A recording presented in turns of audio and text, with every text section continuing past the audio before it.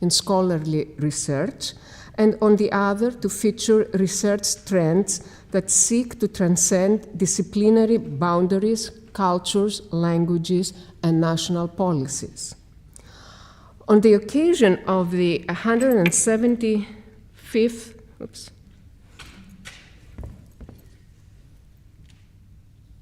what did I do, Konstantinos?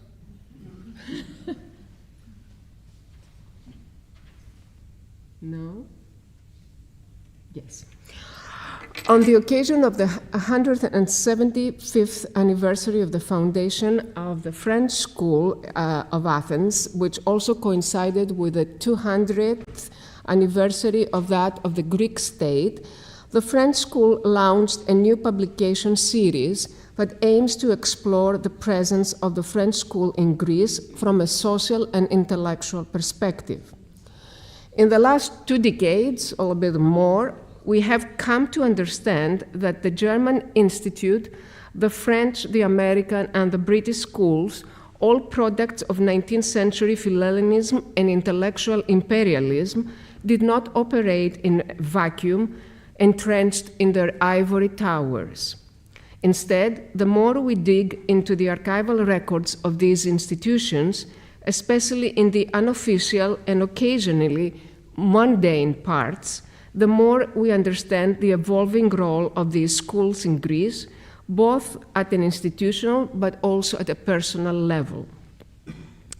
The authors of À l'ombre de l'Elisabeth, L'École française et la ville d'Athènes have set out to show that the members of the French school did not limit themselves to just the study of ancient Greece, but lived and partook with curiosity in the social and intellectual life of the host city. They see a bidirectional relationship between Athens and the French school. Athens, the city, became another school for them, and the French school part and parcel of the Athenian history. The American school is about to publish its latest institutional history, and I thought we would all benefit from hearing about how another foreign school set out to write its own. Without further delay, let me introduce the authors of the book and tonight's speakers, Lucile Arnoux-Farnoux and Alexandre Farnoux. Lucile Arnoux is a professor of comparative literature at the University of Tours, specializing in the study of modern Greece and its reception in France. She has edited or co-edited several publications about these subjects, including the double voyage Paris-Athens 1919 to 1939, the double voyage Paris-Athens 1945 to 1975, as well as a very recent one together with Nikos Manitakis about the history of the French Institute in Greece, in Athens. These publications stemmed out of research programs exploring the ties between Greece and France, how the two nations connected in the fields of visual arts, literature, architecture, and photography. Lucile is currently part of a research program led by Ourania Polikandrioti of the National Research Foundation, titled Cultural Mediators Between Greece, France, and Other European Countries, 1830-1874, correct? Finally, Lucile is also known for her literary translations. She has translated the work of several Greek novelists of the 20th and 21st century, including Melpo Axioti, Thanasis Valtinos, Rea Galanaki, and Minos Evstathiadis, to mention a few.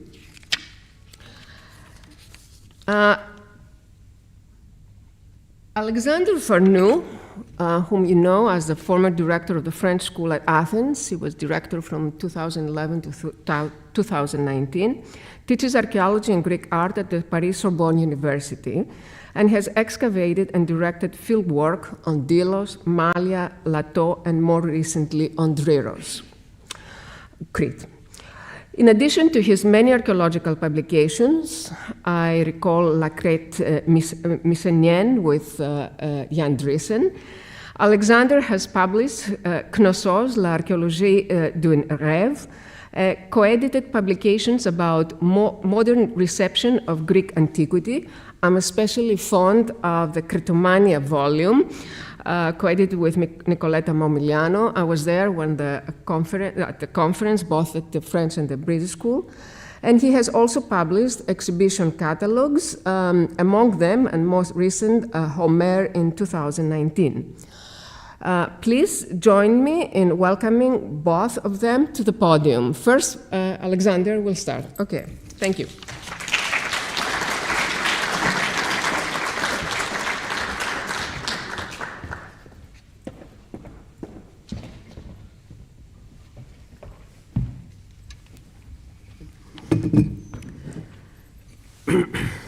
Thank you very much for this very kind presentation of us, Natalia. And thank you all of us to be there this night. We will try to do our presentation in English, not in Greek, neither in Greek. So it will be very difficult for you and for us, so we will try to do our best to be brief for you. To begin, Lucile and I would like to thank the American School, and in particular Natalia Vogaikov-Brogan, Director of Archives, for inviting us to present our research here this evening at the Archives annual lecture. It is a great honor for us and a great pleasure to be there. Our book, À l'ombre du Lycabette, in the shadow of Lycabettus, traces the history of the École Française in the context of the city of Athens. We got the idea from the fact that the name of this institution was sometimes called French School at Athens, which is the original name, and sometimes called French School of Archaeology. It is easy to understand the reasons for this shift. As for other foreign institutions in Athens, excavations have marked their identity, and the French school with Delphi, Delos, Philippi, and Malia, to name but a few historical excavations, is a major player in archaeological research in the country. This archaeological contribution is systematically highlighted by commemoration, exhibitions, and colloquium at each anniversary. Writing the history of this foreign school is most often writing the history of their excavations and discoveries. And this, without a doubt, justifies the name French School of Archaeology. But we thought with Lucile that there is another point of view. On closer examination, it seemed to us that the archaeological history of a French school masks another history that had not yet been told, a history manifested in the original name of a French school at Athens. We decided then to study this institution from an Athenian point of view, and not an archaeological one, as a piece of the history of the city of Athens, and to see how the French, or the French-speaking community that lives there, integrates into contemporary Athenian society, and in turn, how the Greek society, and the Athenian one, sees these foreigners and frequents them. It seems obvious to us that we need to conduct a kind of Greek history of a French school by shifting the usual point of view, putting aside the excavations and exploring the history shared by the French community and the Athenian people. The idea of an offbeat history, so-called, was also justified by the fact that the members of the school were commonly called Athenians.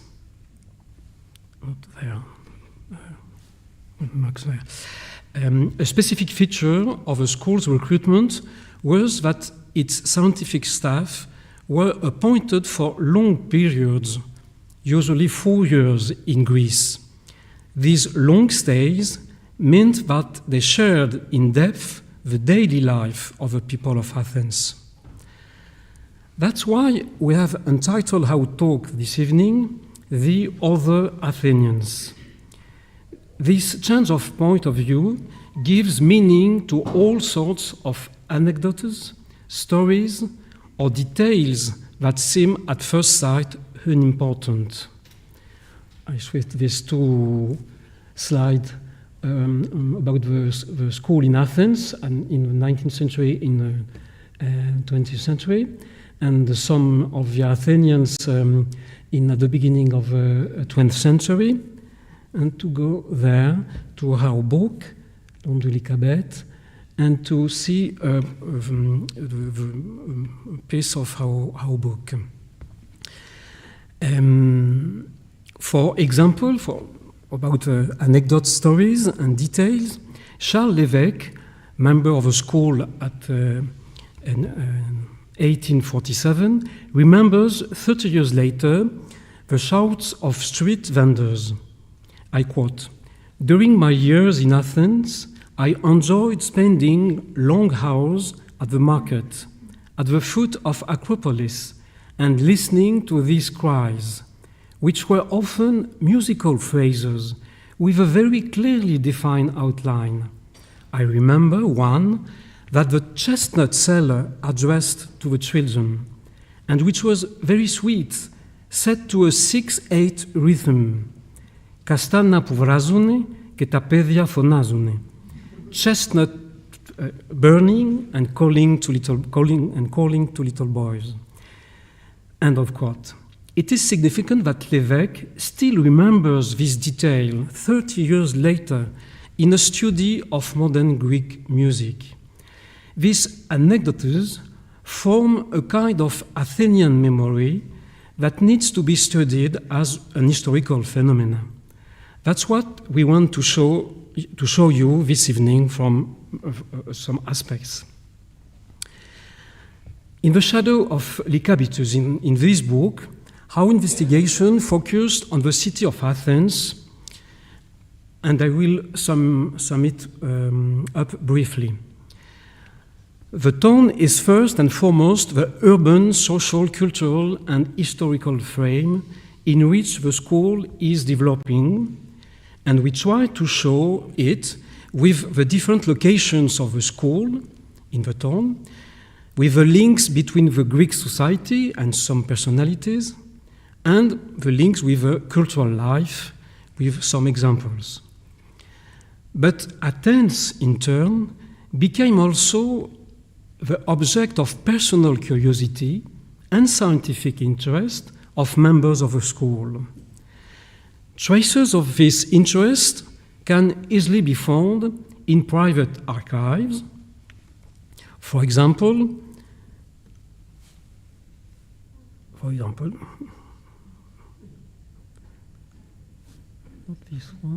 this one, voilà.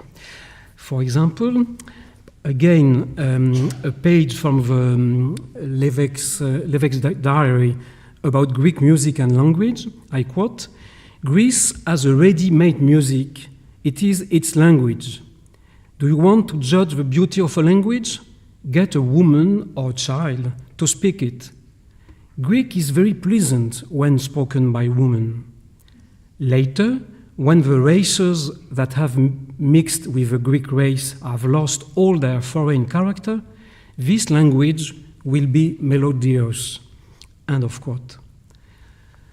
We also find a trace of this personal interest in Deona's non-archaeological photographs taken in Athens street. Deona was a Swiss member of a French school at the beginning of the 20th century, showing the daily life in the street.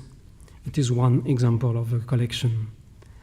More scattered and now largely forgotten are the marks of scientific interest in the history of Athens, mainly, of course, in the ancient and Byzantine times, like the books of Millet for the Daphne monastery, but also for contemporary Athens and modern Greece, like the books of Gustave Fougère about Athens, or Émile Burnouf, which is a book for the history of Athens from the beginning until the the middle of the 19th century. At the end of our investigation, it seems to us that the city of Athens was, in fact, the first school for the members. This fully justifies the original name French School at Athens. I will now show you some aspect, and Lucile will continue on, and about one aspect, the French school in the urban fabric of the city. Among the many aspects of the Greek history of the school, one is particularly rich, the history of its buildings. The French school has had 3 different locations, but always around the Lycabettus. These multiple locations played a part in the city's urban development.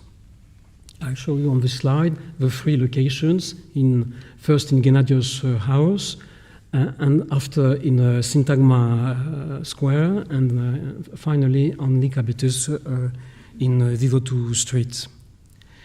The school was first housed in the Gennadios residence.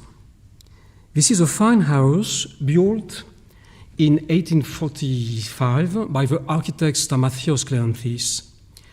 At this time, it stood on the northern edge of the town in Pinakoton Street, now known as Chailaou Trikoupi, at the crossroad with Academia Street. This was an area where the workers who built the city lived, leading to the Strephi and Lycabettus quarries. It marked the northern western boundary of the new town. The streets around it were still unpaved. It was the home for the French school until 1856. It then became a public school, which was demolished in the early 80s. There are a number of archives relating to this house, unknown, unpublished, including the rental contract and furniture inventory, and letters from the members who lived there and describe the daily life in this very wonderful house, but apart from the town, far from the center. But the school was too far from the center, and so they moved to the Lemnian house, or Megaron Dimitriou, on Syntagma Square. Built in 1842 by the Danish architect Theophil Hansen for Andonius Dimitriou Meniu, a wealthy Greek merchant from Trieste, it was the first private house opposite the royal palace. The King Othon wanted the entire square to be surrounded by prestigious buildings like this one. It was a true, and I quote, Palace of Orient, end of quote, in the official center of the city. From there, the members followed political events at the first stage, such as the destitution of King Othon in 1862, which is described with a lot of details in some of their private letters. The French school stayed there until 1873, but was forced to leave because the rent was too high and the location was considered by the director Burnouf unsuitable for intellectual work and study, too near with the palace, the bal, and cinema, and so on. So he decided to go far away again. The building became, as you know, the Hôtel Grande Bretagne now, later. It was destroyed and rebuilt on a larger scale in 1960. Finally, the school moved far away on a plot of land offered by the Greek state for the construction of a building on Lycabettus slope.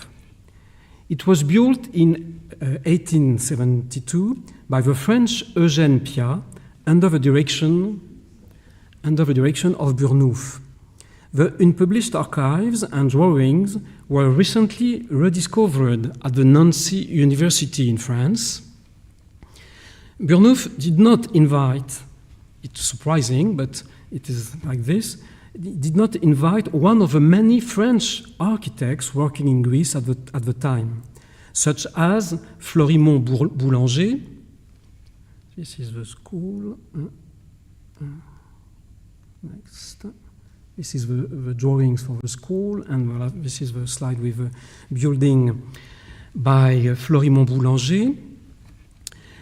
And the other architect, Eugène Trumpf, who had both distinguished themselves with several prestigious buildings in the city.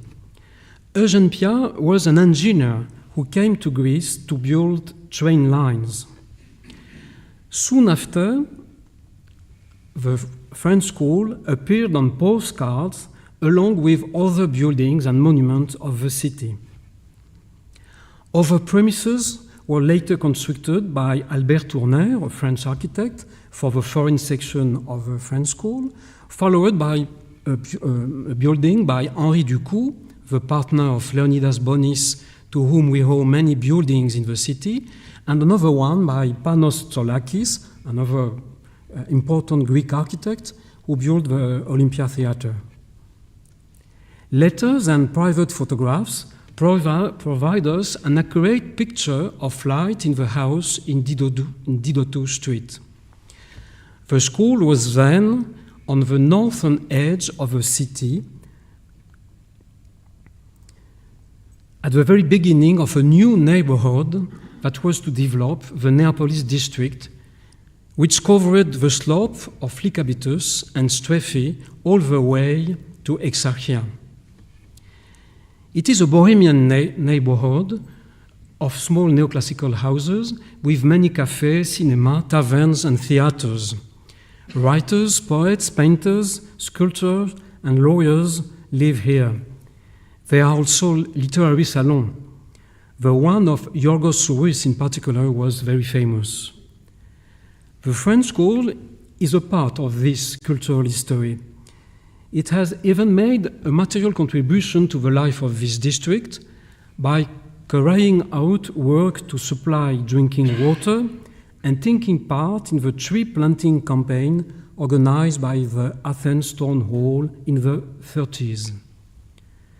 The school shares with the other inhabitants the problems of the neighborhood, in particular the nocturnal commotions and the famous Petropolemos, the war with stones between children, that threatens the glass roofs of the lecture hall of the school. But above all, it shares the dramatic moments in the history of this part of the town.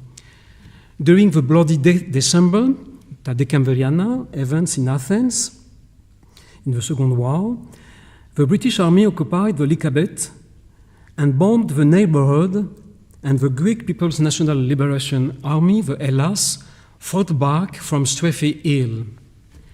Urban guerrilla warfare raged, and an extremely violent confrontation broke out at Didotou Street, known as the famous Battle of Didotou Street, between the British Army and members of a Lord Byron student battalion affiliated to Hellas. The school was exactly on the front line, as had been the French school in Madrid, the Casa Velázquez, in the Spanish Civil War.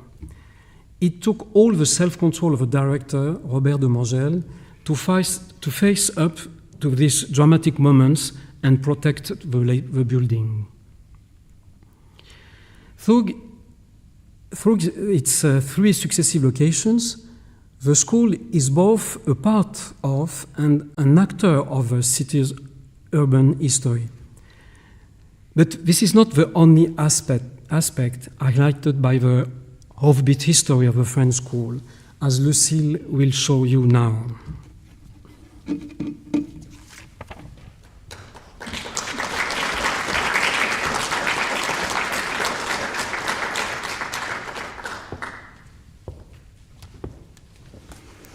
Good evening. My turn. the particularly long duration of their stay in Athens offers members a double opportunity to come into contact with Greek society by learning Greek on the one hand and by teaching their own language to Greeks on the other. The first thing members do when they arrive in Athens is learn modern Greek. Thus, from 1846 to 1849, a teacher was officially hired to give them lessons, the lexicographer Skarlatos Vizandios, author of a Greek-French dictionary published in 1846.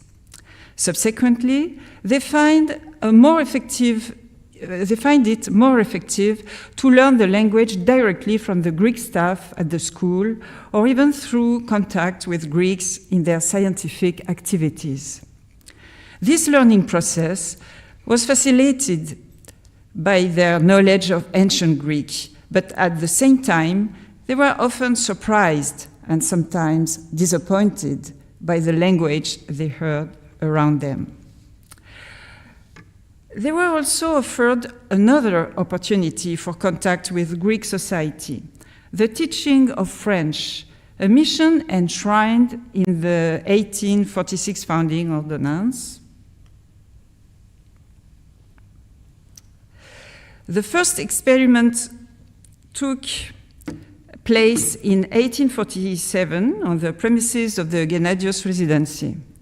Charles Lévesque recalls that his pupils included sons of the best families of Attica and the Peloponnese, and children from the islands, especially Hydra. But after 2 years, this initiative was abandoned. The second experiment was destined for greater success. Théophile Homol, director from 1890 to 1903, had the idea of creating a school to teach the language and train French teachers. The facilities were built on land purchased as an extension to the school. It opened in November 1907 and grew rapidly under successive directors until the Second World War, with up to 1,000 pupils. It offered, you have a photography of the first pupils of the school, with one member who was a teacher, who is Fernand Courbet, in the center with a mustache.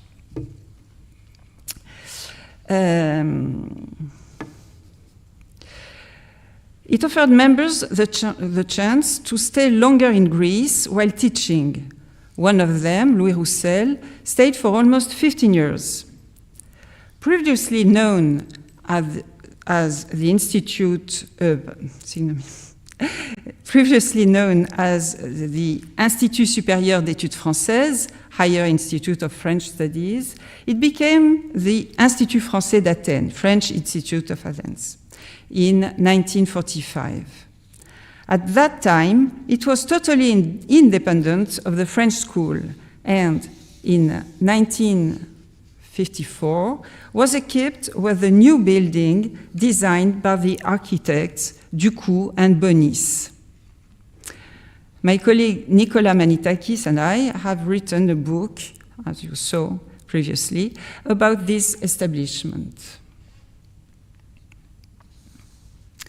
The modern Greek they had learned and the contacts their teaching position brought them enabled the members to take part in the capital's social life.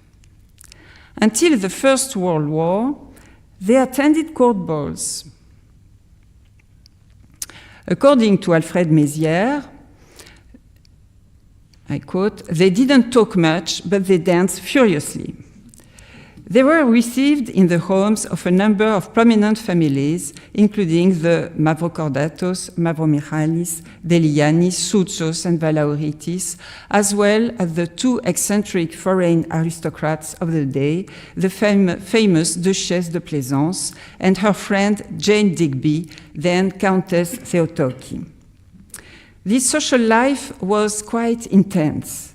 Fernand Mayence, a Belgian member, in a letter from 1905, explains that if you wanted to, you could spend all your afternoons visiting people and all your evenings at dinners, receptions, balls, and so on. The school was also a place for receptions, dinner, musical evenings, which took place in its salons, furnished like those of the great Athenian houses of the time. I will just tell a word about the image you have. It's a page of the notebook of Charles Lévesque, and he notes, after a ball at court, Byzantius Greek lesson, the reading of the letters of Corail, and this remark, I am beginning to get the hang of modern Greek. So in one single page of his travel diary, you see all this occupation, the lessons of Greek, the love for Greek who he is beginning, the balls at the court, and the curiosity for Greek, modern Greek literature. So, pass to the second, you see the salon of the French school at the beginning of the 20th century. All the testimonies drawn from private correspondence as well as the press reveal the French school's social network, which it is important to record. To this should be added the names of members of the Ligue Franco-Hellenique League. Chaired by the director of the French school, it brings together French-speaking and Francophile Greeks. And you have the bulletin of the Ligue Franco-Hellenique. Members are also interested in Athenian cultural life. Evidence of this can be found in private correspondence. We see them attending a pantomime given by an Italian troupe, Naufrage heureux à l'île de la mort, Happy shipwreck on Death Island, or frequenting the Shadow Theatre of Andonis Molas, based in Dexameni. Jean Hatzfeld, between 1907 and 1911, went to the theatre regularly. He attended Gregorios Xenopoulos' play Fotini Sandri, created by actress Kivelli and her troupe. He went to see a review at the Panhellenic Theatre, then attended a performance of Offenbach's La Belle Hélène in Greek. A musician himself and a music lover, he goes to concerts.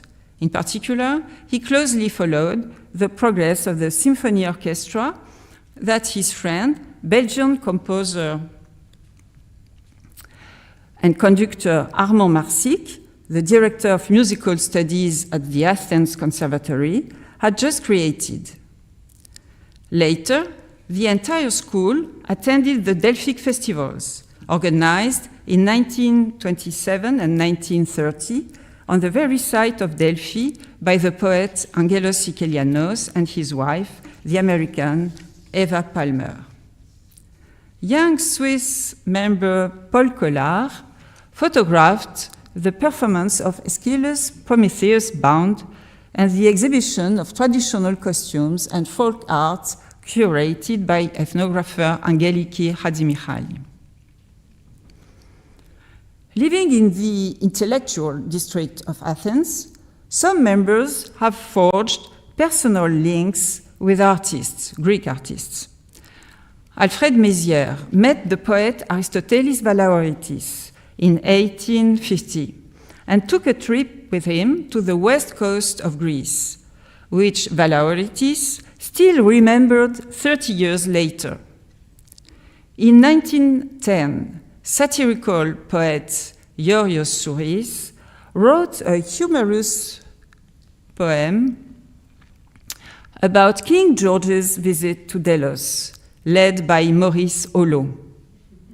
Souris also hosted, as you heard previously, a literary salon in Didot Street, where Gaston Deschamps, another member, was a regular, while Mr. and Mrs. Homol frequented that of Mrs. Sophia Doudou, pianist and wife of the architect Thiele, in Mavromichalis Street, in the house later bought by the collector Loverdos. Yet another example of these friendly ties. Between the two world wars, Alfred Lemonnier crossed the Peloponnese on foot with the sculptor Dimitriadis. Equipped in 1897 with a boardroom that doubled as a lecture hall, the school was able to organize conferences and artistic events for the broader public. In addition to archaeological topics presented as part of the Institut de Correspondance Hellénique, it offers lectures on literary, French and Greek subjects. In 1922, for example, the French school celebrated the tricentennial of Molière's birth, followed in 1923 by the centennial of Ernest Renan's birth. In 1927, the neo-Hellenist André Mirambel, then teaching at the Institut, gave a lecture at the school on modern Greece in French literature, from its origins to the end of the 18th century, which attracted a large audience and was published in full in the French-language newspaper Messager d'Athènes in February 1927.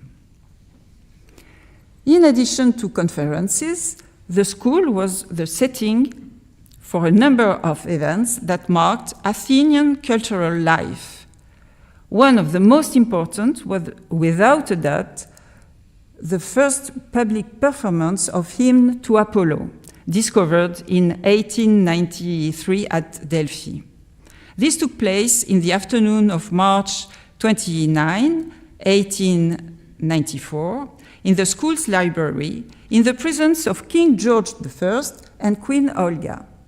The event caused quite a stir and was widely reported in the press, not only in Greece, in the Asti and Ephemeris newspapers, but in France, in the Journal des Débats, but all over the world, for example, in the New Zealand Herald. There is also a trace of it in the theatrical review Ligo Apolla, a little bit of everything, which premiered in August, 5 months after the ceremony at the French school. In one scene, Apollo, riding his velocipede down from his column at the Academy, complains that everyone is interpreting his hymn wrong and sets about singing the real version, which ends in a wild quadrille. The school also organizes events in the field of staging ancient tragedy. In 1947, during the centenary celebrations, the Sorbonne's ancient theater group was invited by the French school to give several performances. Aeschylus' Agamemnon at the theater of Herod Atticus, the Persians at the theater of Epidaurus, and Sophocles' Antigone performed at the school in front of the members' building. These were avant-garde events, for at the time there had been very few stagings of ancient theater in the monuments themselves. What's more, the performances by the Sorbonne's ancient theater group, with their stylized approach, break with the usual codes for staging ancient Greek theater in Greece. The French school has also worked to promote the representation of contemporary Greece in the arts by encouraging French artists to stay in Greece Among others, it welcomed the painter Paul Bret, who stayed at the school from 1927 to 1929 on a French government scholarship. He then traveled and stayed in Greece until the Second World War, painting landscapes and monuments, as well as scenes of daily life in Athens, in the countryside and the islands. By tradition, the French school also welcomes artists from the Académie de France in Rome, commonly known as the Villa Médicis. Sculptors like Armand Martial, musicians and architects stayed here for varying lengths of time during their study trips to Greece. There are even some women among these visiting artists, 2 architects and a sculptor, Annie Martin-Mourou, who stand out from the very masculine world of the school's member. In some cases, these residencies led to studies of contemporary Hellenism. Such was the case of conductor and composer Louis-Albert Bourgault du Coudray, who spent several weeks at the school in 1875 on a mission from the Ministry of Public Instruction to study popular song and ecclesiastical music in Greece. Present in Athens during the carnival festivities, he enjoyed the music and songs he heard around him. Following his mission, he published Études sur la musique ecclésiastique grecque, Study on Greek ecclesiastical music, and 30 mélodies populaires de Grèce et d'Orient, 30 folk melodies from Greece and the East, in 1877, thus paving the way for studies of Greek folk music. The French school is also in contact with Greek artists. Here are 2 examples. The first concerns painting. In March 1918, Gustave Fougère obtained financial support from the Franco-Hellenic League for a Franco-Greek exhibition in Athens. The exhibition opened at the Zapion Hall at the end of April. It featured Greek painters as well as French painters from the Armée d'Orient. It seems that Fougère then contributed, again through the League, to the organization of the Omada Ternis Artists Group exhibition in Paris in 1919. The second example relates to sculpture. The French school enjoyed a special relationship with the Greek sculptor Thanasis Apartis. A longtime friend of the de Mangel family, he quickly became close to the members during the war and received several private commissions from them. He sculpted various medallions and busts, including the bust of Robert de Mangel. Later, as part of the centenary celebrations, he created the stele erected in front of the foreign section pavilion in memory of the members of this section killed in the 2 world wars. Living for a long time in Athens, the members shared in all the events of Greek history. They were privileged witnesses to them. A little-known part of their intellectual production deals with these issues. While everyone is familiar with Edmond About, La Grèce contemporaine, Antoine Grenier, La Grèce, 1863, or Gaston Deschamps, La Grèce aujourd'hui, 1896, are well worth a closer look. The contribution of members to the French press on Greek issues is also very important, from Burnouf, Le brigandage en Grèce, published in the Revue des Deux Mondes in 1870, to Charles Picard, Athènes pendant la guerre, published in 1913 in La Revue de Paris. The events of the World War and the Civil War are also recounted in books by Antoine Bon and Henri Grégoire, Belgian member and Byzantinist. A recently discovered archive sheds light on certain aspects of the French school history during this period of the war and the Civil War. Our close study of this collection has revealed that Robert de Mongel, in addition to his wartime responsibilities as a director, was also involved in humanitarian work on a personal level, which has since been largely forgotten. In 1943, he became a delegate of the French Red Cross to the Hellenic Red Cross and Hellenic authorities. This position enabled him to develop a very important humanitarian action, particularly sensitive to the plight of malnourished children. He acted as intermediary between the French Red Cross, the Hélène of France, and the Hellenic Red Cross to set up 5 preventive dispensaries for children under the direction of Professor Georgiades. The main one was located near the school, down Massalia Street. These establishments, which received medicine, vaccines, and vitamins from France, saved tens of thousands of children during the war and civil war. A report from 1947, summarizing 3 years of action from 1944 to 1947, states that more than 30,000 children were treated in Athens and that medicine were sent to the countryside for a further 30,000 children. The documents also show that from 1941 onwards, de Mongel looked after a number of children directly, providing them with food and clothing thanks to donations from France.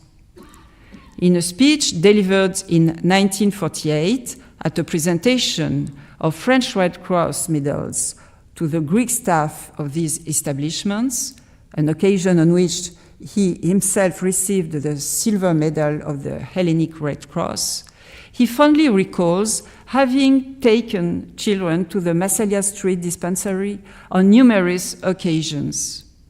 These few elements reveal the richness of this de Mongel collection, which, among other things, documents the French school's relations with Athenian society during the Second World War and the Civil War, an issue about which much remains to be said.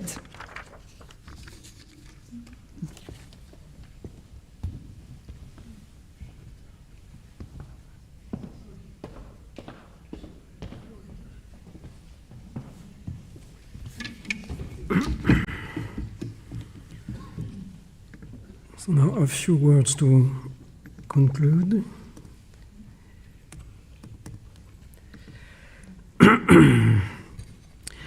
As Lucile pointed out, these examples require researchers through many private archives. They are often still in the hands of families. Sometimes luck and often tenacity help us to locate them.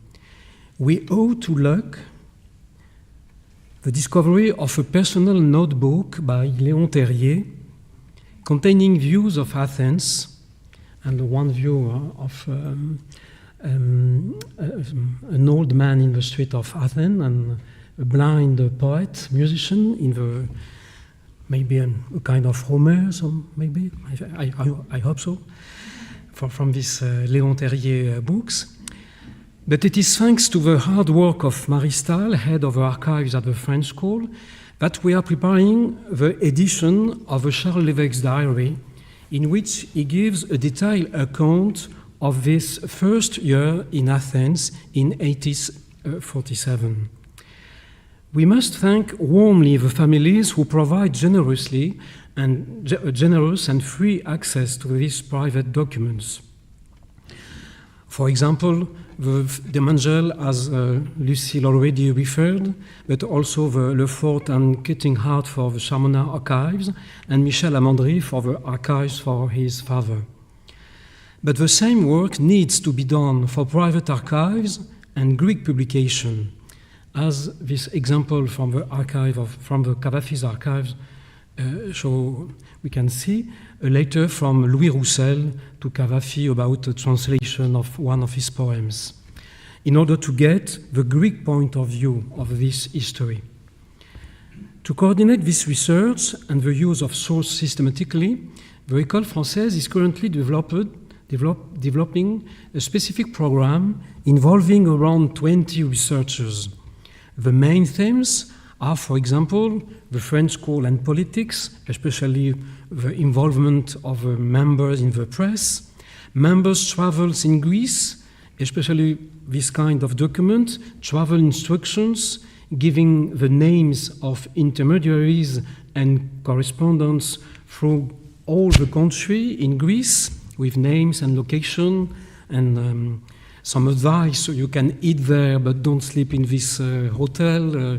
You must avoid this man. You should go there. It's very interesting to see this travel instruction for this period, and also members' private correspondence to have all these glances for the Greek society. We believe that this research shows the importance of not reducing the history of foreign schools in Athens to the archaeological history of their discoveries. The social history of their communities and the links they developed with Athens and beyond remains to be studied. It should be remembered that few countries like Greece in the world are so generous in welcoming foreign institutions, of which there are now almost 20. The same shift in perspective can be applied to them as well, as shown by the diary of Penrose's daughter at the British School, or above all, the immense work already done by Natalia, which provides a lot of material, and we will wait the book she announced with impatience. The offbeat history of foreign schools is therefore an ideal opportunity for cooperation, which we very much hope to see developed in the future. And this evening's invitation is the sign of that. We hope so. Thank you for your attention and your passions.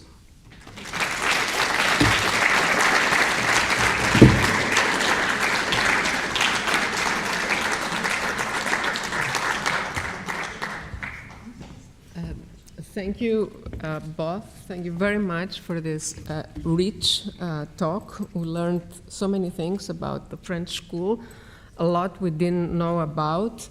I saw similarities and differences between the two schools.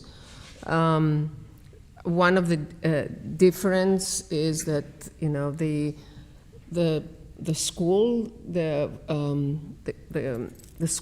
French school, that the school for learning French that the French school established for the Greeks, and which developed into the French Institute. We didn't have something like that, and I think the British do not have something like that until after World War II. The art aspect, with hosting artists, sculptures, it remind me of the American Academy in Rome. We had artists, but most of the times were they were hired by the American school as architects to work in the project, and if they were painters or something else, that's something they did on the side. But I don't think we hosted, artists at the American school. it was very nice to see the work of the the French Red Cross after World War II, because we, as you know, we have an exhibition right now about American humanitarian aid to Greece from 1918 to 1929, and it features also the work of the American Red Cross in Greece. So the Red Cross always, when you are a humanitarian agency, when you go to a foreign place, you need, some base there, and the schools acted as, bases. They had the connections, they knew the language, they knew the people. I'm just happy to see that, there is a very systematic study of the history of the French school. It's obviously it's a serious program, and with many aspects. We here have explored somewhat, a little bit the relationships between the American school and the German school. They were closer, the Americans, with the Germans and the British, mostly with the Germans, until at least until World War I. The relationships between the French and the American school remain unexplored, except for the, maybe, they didn't start on a good, they didn't have a good beginning, their relationships. They competed for the excavation at Delphi, and Americans lost Delphi, and I think it left a little bit of a, sour taste for a couple decades. But I know that when the French had to evacuate, in World War I, had to evacuate Greece and the French school, they gave the keys of the French school to the American director, Bert Hochschild, to protect their property. So, questions. We'll take questions from the audience, and I'm go over there to see if there are any questions online. So if you have any questions for our, maybe you want to come up here to answer any questions? If they are. If they are, I don't know. Do we have any questions?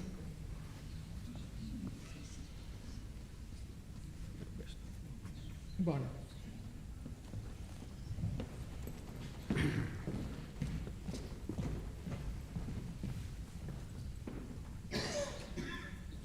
Thank you very much for a really wonderful talk that took us really deeply into both organizational endeavors and personal endeavors, and I liked the balance that you presented. Now, Lucile brought up the academy in Rome very, very briefly, but I'm very curious. We, as Natalia brought up, our own academy in Rome, the American one, and we are quite different from that organization, although we were founded at about the same time. And I'm wondering if the same is true of the two schools, the two French schools, one in Rome and in Athens, if they also established very different objectives and personalities, even though sometimes you had the same groups of people. Yes, the history of French school in Rome is very different. First of all, the French school in Rome proceeded from the French school in Athens. At the beginning, it was the first step for the members coming from France. They had to stop in Italy for several months and to learn archaeology in a school in Rome, the French school at Rome, for several months, where Albert Dumont was a professor there to teach them archaeology. And after 2-3 years, the French understood that it was worth to have a school at Rome to study Italian history, antiquity of course, but medieval history, modern history. And so the French school at Rome became a school specialized especially in history. They have, of course, they have archaeology and excavation, but the main interest of the school is about history, historical archives they have in Vatican, in Rome, and so on. That's the first point. The second point is that the French school had more relationship with Académie de France at Rome, which is the artistic school in Rome, which depends from the Académie des Beaux-Arts in Paris. And that's why, at the beginning, the French school called architects from this Académie de France at Rome to work with the archaeologists on excavation. And that's why we have wonderful drawings of Tournaire and of Neno for the excavation at Delphi and at Delos for a while. And it was until the First World War this collaboration. And so the relationship was deeper with the academy than with the French school at Rome. But it's a very interesting history between the two establishments. Thank you very much.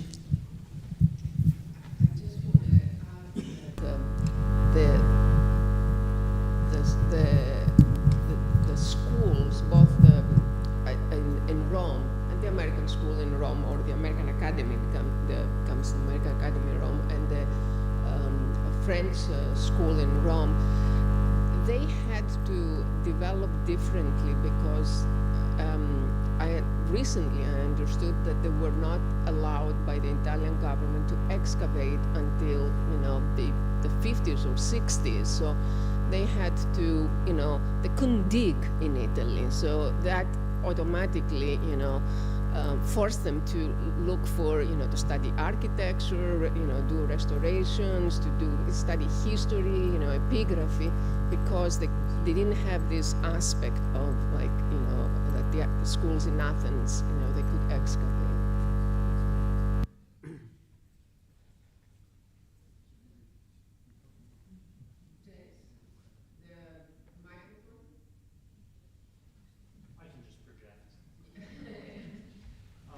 Thank you. So, obviously, your talk was mostly about Athens and the role of the school in Athens. But I know that there, as you mentioned, there are some very prominent sites that the French school's been working at for a very long time. And I was thinking, there's a French school street on Thasos.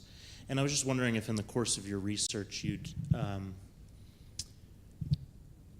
are those smaller or more distant areas from the main school, do they have a different relationship to the school, do you think?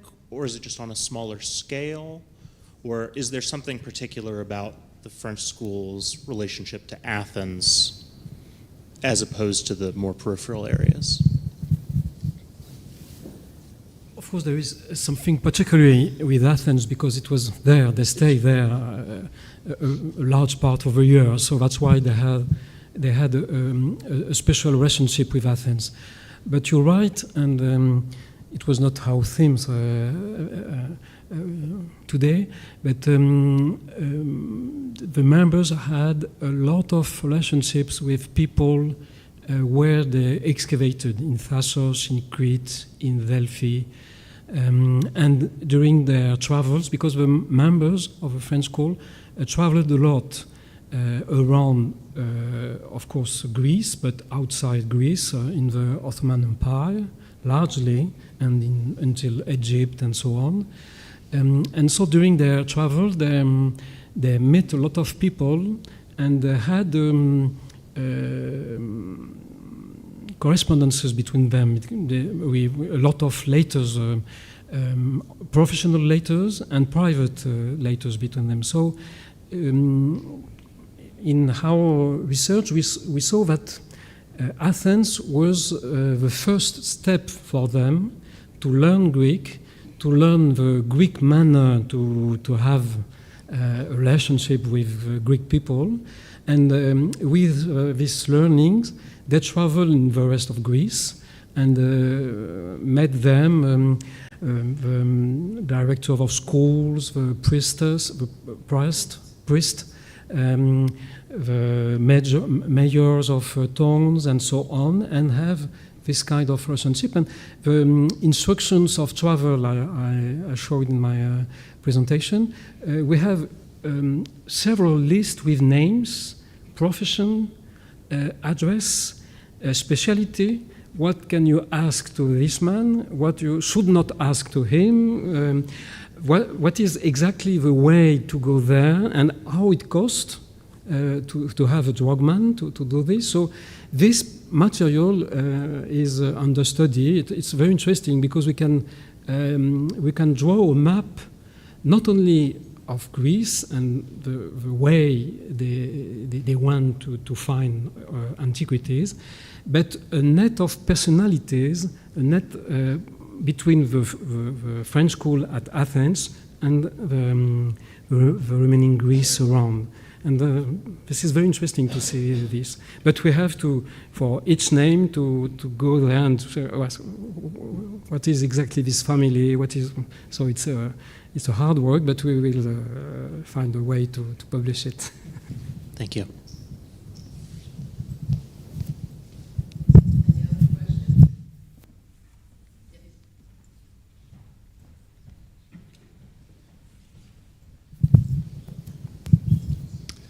Thank you very much for your very interesting talk. The relations between the different schools were already mentioned, especially between the old schools. Do we know how the French school reacted to the foundation of the German Archaeological Institute?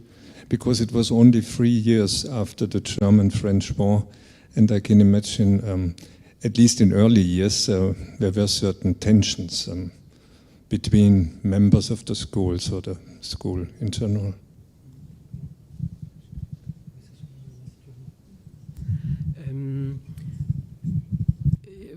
The relationship, because in Greece, the relation with the German Institute was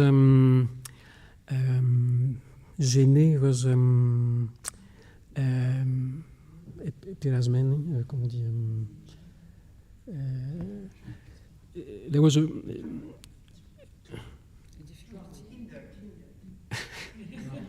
not understand. Disturbed, yes, thank you. Was disturbed by the Franco-German problem in France. So, of course, French here in Athens brought with them all the French problematic. So they read the French newspapers. We saw in the letters of Jean Asfeld before the First World War. He tried to read every day a French newspaper about issues between France and Germany.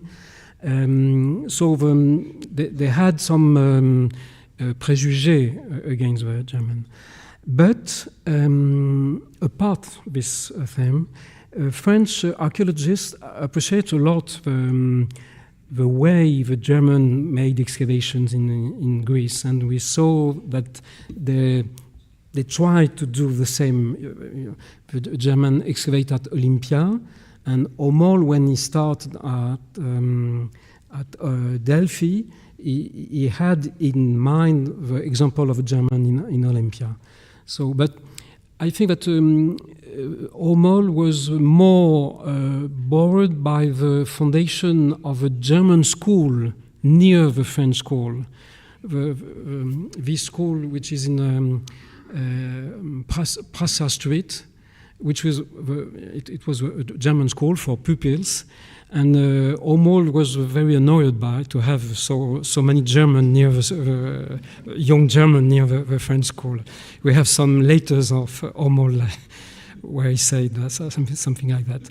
But it's another. We did not talk about this because it was the theme was about the relationship with the Greek, but it is a subject. The society, the members of a foreign school, they formed in Athens. In private correspondences, we saw a lot of passages about yesterday we have a dinner with Americans, people with English members of a British school, and they learn a lot between them. I remember a letter of Jean Asfeld to his mother, where he said that yesterday I met 2 members of a British school. We go to it together, and I learn a lot about the British system of education in England. So I think for these young people, it was like now, not a big difference. It was an opportunity to discover another world, an international world. It was not only a meeting for Greek society. It was an opportunity to see all the world here, and it's an opportunity which Greece gave to these young people, and I think it's worth to study it in details. And there are a lot of testimonies for this. Just we have to go to to find them. I think we're going to close this, wrap up, and invite you. Let's thank our speakers again for their.